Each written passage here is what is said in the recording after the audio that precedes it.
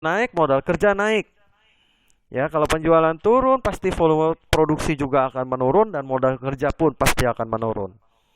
Ya. Nah, tujuan utama adalah membuat maksimumkan nilai perusahaan dan memperkecil biaya modal atau return. Jadi, kita mencoba untuk selalu mempersiapkan kaitannya dengan minggu lalu ya, di manajemen persediaan. Kita mau coba untuk selalu mempersiapkan persediaan yang optimal. Nah, persediaan yang optimal itulah yang membutuhkan modal kerja. Penentu besar tidaknya modal kerja ya tentu saja dari skala perusahaan. Ya, skala perusahaan besar pasti selalu membutuhkan modal kerja yang sangat besar setiap harinya. Aktivitas perusahaan artinya aktivitas perusahaan produksi ya, produksinya perusahaannya kalau memang dalam dia sifatnya mungkin skalanya menengah tetapi dia jenisnya banyak pun itu membutuhkan modal kerja ya yang cukup besar. Volume penjualan, perkembangan teknologi ya, perputaran atau periode terikatnya modal kerja. Nah, ini yang nanti kita pelajari ya, yaitu ada perputaran dan periode terikatnya modal kerja. Jadi bagaimana kita bisa menghitung berapa kali modal kerja itu akan berputar dan berapa besarnya modal kerja yang dibutuhkan dalam kurun waktu 1 hari. Serta pengeluaran kas setiap hari. Ini ya, seperti yang tadi saya ungkapkan bahwa modal kerja itu adalah selisih dari aktiva lancar dengan hutang lancar. Artinya modal kerja itu ada kalau aktiva lancar masih di atas hutang lancar. Harus. Mengapa? Karena modal kerja itu didapat dari net income perusahaan. Secara pembagian ada yang secara kuantitatif, kualitatif, fungsional. Kuantitatif berarti dia secara keseluruhan dari aktiva lancar, di mana aktiva lancar sekali berputar dan dapat kembali dalam jangka waktu yang pendek. Jadi ini biasanya perusahaan-perusahaan yang fast moving, perusahaan-perusahaan yang sifatnya barang mereka, goods mereka itu cepat putarannya. Di sini kita tidak ada masalah, sekalipun kita melakukan pinjaman pasti juga akan cepat. Kenapa? Karena perputarannya cepat. Ya, biasa ini kaitannya dengan kebutuhan-kebutuhan, makanan dan sebagainya ya. Nah, konsep kualitatif ini adalah selisih dari aktiva lancar di atas hutang lancar atau merupakan sebagian besar aktiva lancar yang dapat digunakan untuk membiayai perusahaan tanpa menunggu likuiditas. Jadi kita masih di sini kita masih aman, kita masih bisa menggunakan segala sumber daya yang ada di dalam sebuah perusahaan itu sebagai sumber produksi. Ya.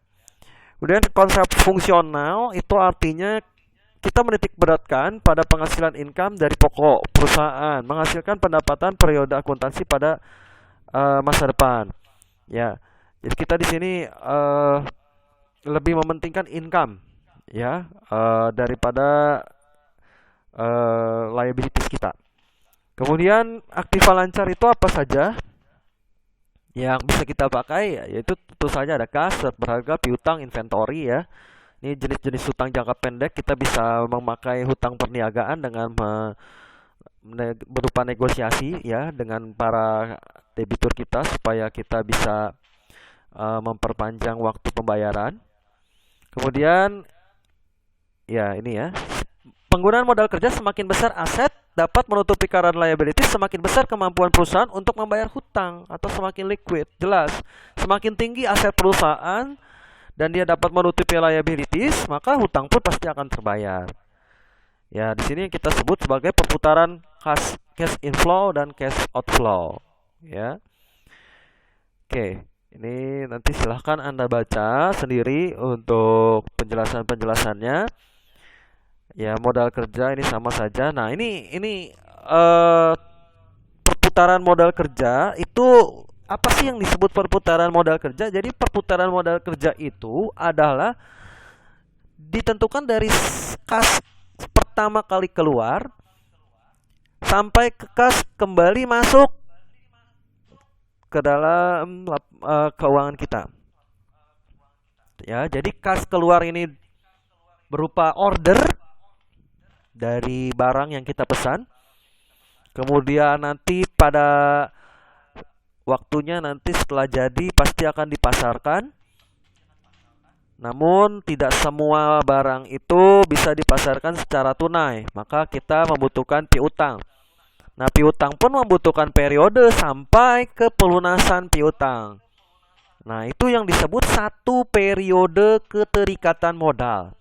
Jadi pada awal kas keluar sampai terakhir kas masuk. Kemudian itu kalau di ini masih yang skalanya kecil ya tadi. Artinya perusahaan-perusahaan yang sifatnya skala kecil dan menengah. Kalau perusahaan manufaktur tentu saja kita lebih complicated. Ada pembelian bahan baku terlebih dahulu, kemudian proses produksi. Ya, ini ya, sampai di manufaktur ya.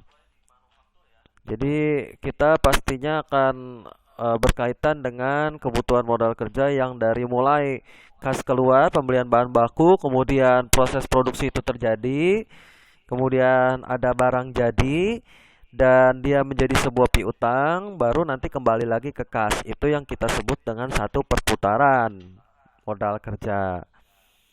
Ya, kemudian berikutnya, ini sama saja seperti tadi. Nah, ini kita punya dua metode ya untuk menentukan kebutuhan modal kerja. Ada yang sifatnya itu metode keterikatan modal kerja dan metode perputaran modal kerja. Ya, kalau di metode keterikatan kita mau hitung berapa modal kerja yang dibutuhkan. Kalau metode perputaran modal kerja berapa kali sih? Kita bisa menentukan juga besarannya dari berapa perputaran piutang, kas, persediaan, dan kalau kita melakukan pinjaman dan juga dari perputaran utang. Seperti yang kita lakukan di analisa rasio aktivitas. Ya, analisa rasio aktivitas. Jadi di analisa rasio aktivitas yang kemarin kita lakukan itu nanti akan kita pakai lagi di sini. Oke, ini contoh simpelnya dulu ya. Ini masih yang simpel.